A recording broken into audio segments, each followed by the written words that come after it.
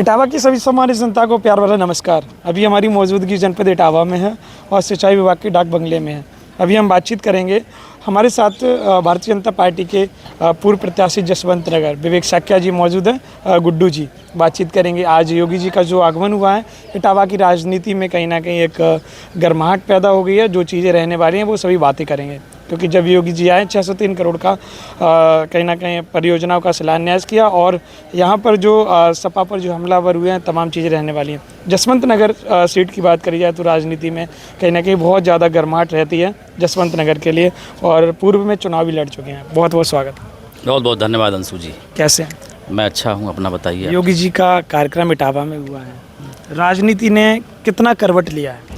देखिए, योगी जी के आगमन पे यहाँ के लोग उत्साहित तो थे ही, और उत्साह होना भी चाहिए लोगों में, क्योंकि हमें लगता है कि चुनाव जब 2022 का हुआ था उस समय योगी जी का आगमन इस धरती पर हुआ था। आज बहुत बड़ी सौगात इटावा के लोगों के लिए 128 जन कल्याणकारी योजनाएं परियोजनाएं लेकर के, जिसमें लगभग 604 करोड़ रुपए का उन्होंने शिलान्यास किया, लोकार्पण किया, और जितना भी ये बजट इटावा के लिए देखे गए वो जनता के लिए काम में आएगा। क्या लग रहा है राजनीति में कितना बदलाव आ सकता है इटावा के अंदर, क्योंकि आप उस सीट से आते हैं जहाँ पे हमेशा शिवपाल यादव जी का कब्जा रहता है? देखिए, 2022 में इटावा में 2022 से पहले 2017 में 2 सीटें हम लोग जीते थे भारतीय जनता पार्टी, एक भरतना विधानसभा और एक इटावा।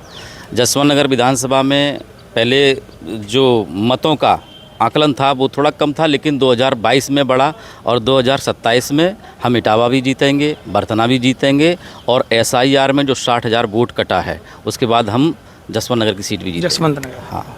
कैसे चुनौती दी जाएगी? नहीं, चुनौती तो ये है कि जाति समीकरण हमारा अच्छा है, उनका जसवंत नगर विधानसभा में थोड़ा सा एक वर्ग का पल्ला थोड़ा भारी है, लेकिन हमारे साथ में और जातियाँ हैं, उन साथियों से मिलकर के हम समर्थन लेंगे। जो दिल्ली के जंतर मंतर में हुआ है, आपने भी देखा होगा, राजनाथ सिंह जी ये कहते थे कि कहीं ना कहीं भाजपा की सरकार में इस्तीफे नहीं होते हैं, फिर भी कितना दबाव हुआ, क्या रहा, इस्तीफा हुआ? नहीं, देखो, ये किसी दबाव का माहौल नहीं था, किसी दबाव में ये इस्तीफा नहीं दिया गया है। छात्रों के भविष्य को सुरक्षित करने के लिए, छात्रों की आड़ में जो दंगाई, जो षड्यंत्रकारी वहाँ पहुँच रहे थे, कोई बड़ा कांड ना हो जाए, ऐसा सरकार की सोच थी। छात्रों के विरोध में कभी सरकार न रही है, ना आगे रहेगी। छात्र हित में लिया गया फैसला है ये। जैन जी, इसके बारे में क्या कहना चाहेंगे? छात्र छात्राएं जो वहाँ पे धरना दे रहे थे, आंदोलन कर, देखो, जैन जी के बारे में हम यही कहेंगे, जो लोग वहाँ धरना प्रदर्शन कर रहे थे उनमें बहुत सारे लोगों का शिक्षा से कोई लेना देना नहीं था। जो लोग शिक्षा लेने वाले लोग थे वो अपना काम कर रहे थे। आपने एक तरफ देखा जहाँ जैन जी के लोगों की आप अगर चर्चा करेंगे, हम दूसरी तरफ देखें, जो लोग पास होके गए हैं, नीट की परीक्षा अच्छे नंबरों से पास करी है, वो लोग अपना उत्साह कर रहे थे, अपना जश्न मना रहे थे।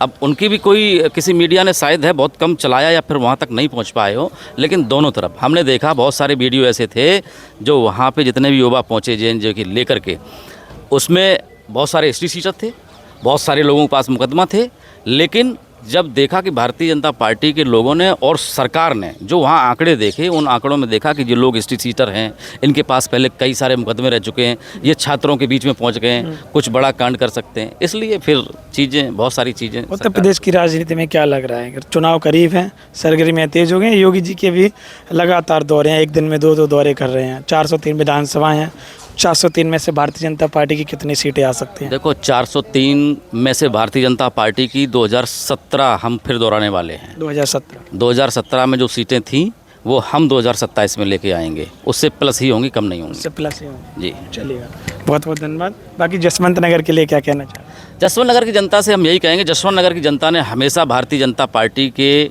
फूल के, कमल के फूल को हमेशा प्यार दिया है, सम्मान दिया है, समर्थन दिया है। 2027 में मुझे यकीन है कि भारतीय जनता पार्टी का कमल का फूल 2027 में खिलेगा। चलिए, बहुत बहुत धन्यवाद। तो आपने देखा हमारे साथ विवेक साक्य गुड्डू जी मौजूद थे, जो जसवंत नगर भारतीय जनता पार्टी के पूर्व प्रत्याशी रहे हैं। आप बताइएगा, आपको क्या लग रहा है 27 के चुनाव में क्या भारतीय जनता पार्टी हैट्रिक लगा पाएगी या फिर कोई और आने वाला है? कमेंट करके आप बताइएगा। जसवंत नगर सीट जो है उसमें क्या कुछ नया होने वाला है, ये भी आप लोग ज़रूर कमेंट करिएगा। बहुत बहुत धन्यवाद।